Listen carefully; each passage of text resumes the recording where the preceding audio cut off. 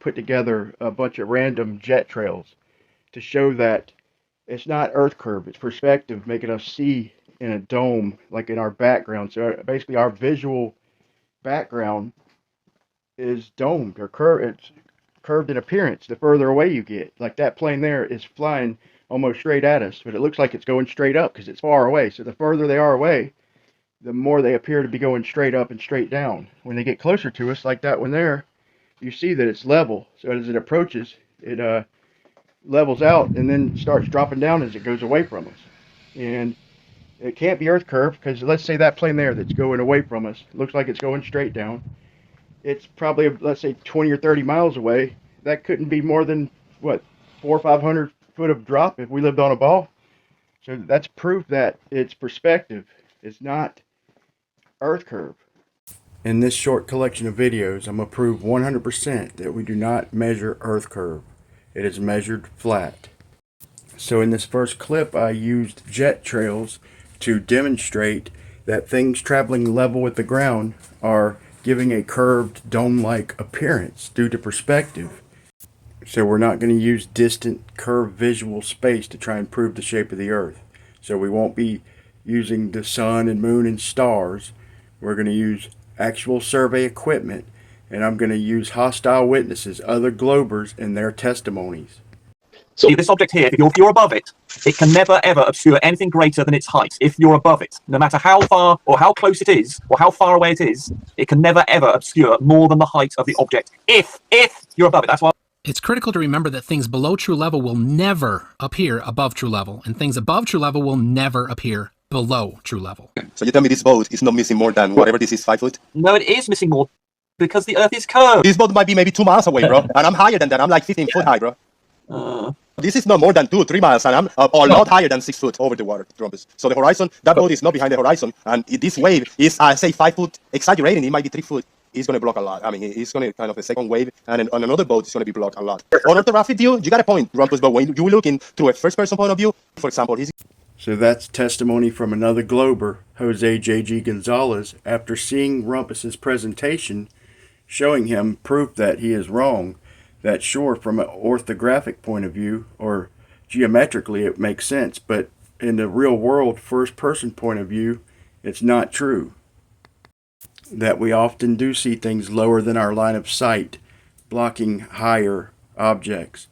And sometimes we see the actual horizon higher than our line of sight.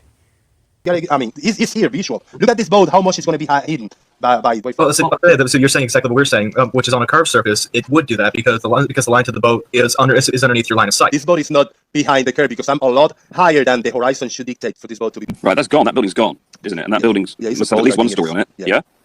I don't know how big those waves are, but they don't look huge. No, they're not huge. What would you think if you took an auto level out and looked through the scope and stay 25, say 30 miles away, you still had obviously a water horizon, but the auto level scope is below the water horizon. What would you think of that? I doubt that it ever would be. Now this is where Tim Osmond went out with Jesse Kozlowski to the Great Salt Lake, and he set up his auto level, and the Great Salt Lake was above the line of sight crosshairs. And I had already told George this, and he doubted it, but after this he set up his own equipment and did a series of measurements and verified what we had been claiming, that often the horizon is above the crosshairs. So if you were to just take that evidence as is, then you would think you're proving a concave Earth. You can't have the horizon above your line of sight crosshairs. It is, well, about 5-6 foot it was, actually. Yeah, and I would not question it at all. Sorry, you're saying the horizon is below the horizontal, which is what you'd expect. No, he said the crosshairs of the auto level was below the horizon. It's critical to remember that things below true level will never appear above true level. Yet another proof of MC Toon's total dishonesty, where he claims that something below true level will never appear above it. And then in our last debate, he admitted that he did see George's measurements of the horizon above the crosshairs. I've literally ran out of fingers to count that man's lies. Oh, right. Oh, okay, sorry. Right. Okay, that is a bit weird. Yes, yeah. Okay. threw us off completely. It's really weird to me to think that you're 6 foot off the water or so, and that you can have a level scope and look through the scope, and basically the Great Salt Lake has been, loomed up a good amount. I mean, it really doesn't make sense to my mind, truthfully. It's looming up if the water's looming up, and it's covering part of the mountain. Like, it threw me for a loop. This is a huge deal, people. I don't think people understand how big of a deal this is. Let me try and explain. If you just went out there with a camera and you seen the Great Salt Lake blocking half of Strong's Knob, the mountain, you're going to try and use that as proof of earth curve, and understandably so. But then you look at it through an auto level and you see that it's the Great Salt Lake loomed up. So it's a huge deal, and people don't know this. So that's why it came as a surprise to Globers, and that's why Rumpus's brain wouldn't even hardly process it. Can end up with conditions where you have high refraction, where things will loom up in the background, and that water horizon will rise above the crosshair. I've seen that plenty of times. Now, you heard George Numchucks, who's no longer with us, rest in peace.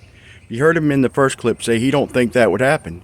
I had previously tried to tell him that this happens, and I do believe that Rakia Life had tried to tell him, but when he heard it from Tim Osmond and Jesse Kozlowski, then he decided to set up his own equipment and do a series of measurements, and then you heard him in the second clip say that he's seen it quite often, so this is not rare.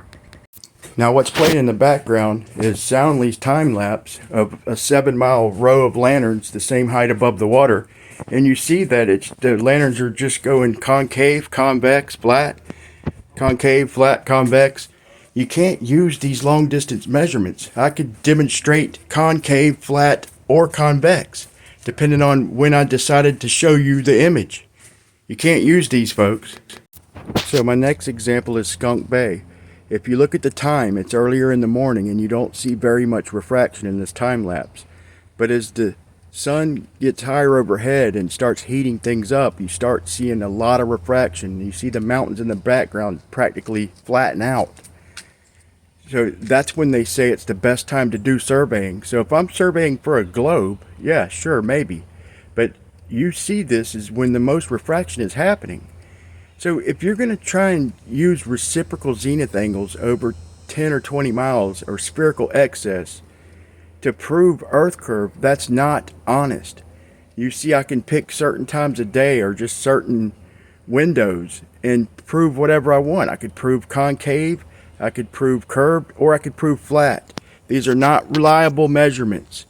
If we're going to use reliable measurements, you have to measure close, locally, to the dot, precision millimeter measurements, or measure water, which I'm going to demonstrate here shortly. You act like you're measuring 69 miles per degree, and you speak of this a lot about these curve measurements. Can you directly measure curve, or do you have to, like you described earlier, you have to go off a straight line to derive your curve? So all curvature or calculations are second order measurements. You're not, every time you claim you're measuring curvature, yeah, second order calculations and whatnot. Would you agree with that? That you're not measuring curvature? I have no problem with second order measurements. Very rarely does anybody ever do a first order measurement. It's extremely rare. So, and it's not even second. It's probably third, fourth, fifth, sixth, or seventh order measurements is what you're actually doing if you're going to be real specific about it. But that doesn't matter. It doesn't change anything, right? You can't make a tape measure without doing some math to know where to put the second, third, fourth, fifth line. And when you're going to put a half inch, you have to do some math to know where to put that half inch mark. So you have to do some math to know where to put that half inch mark. So you can listen to this dishonest man who just quotes government documents that he clearly doesn't understand. This dipshit thinks that a third order measurement is the third inch on a tape measure. No wonder he doesn't think that there's first order measurements out there. So I'm going to end this presentation with first and second order measurements 100% proving that the Earth is not a sphere. So these measurements are real. They are recorded in the video. You could see them for yourself, and you'll probably still doubt them or come up with an excuse in your head. But the debate is over, folks. The Earth is not a sphere. Don't get mad. It is what it is, people. None of us made this place. From the top of the hill, I surveyed 9 locations along the aqueduct. I looked at the 7.5 degrees, saw a nice spread in angles. But the results were simply disturbing. The measured height along the aqueduct seemed to match the curvature of the Earth, but with a slightly steeper curvature, which makes sense because water has to flow downhill. But I had to replicate this because I couldn't believe my eyes, so I went back another day. This was an even better data set, very smooth. I was very impressed. It was a clear day and I thought, this is it. I have to find out what that slope is. So I went to the internet.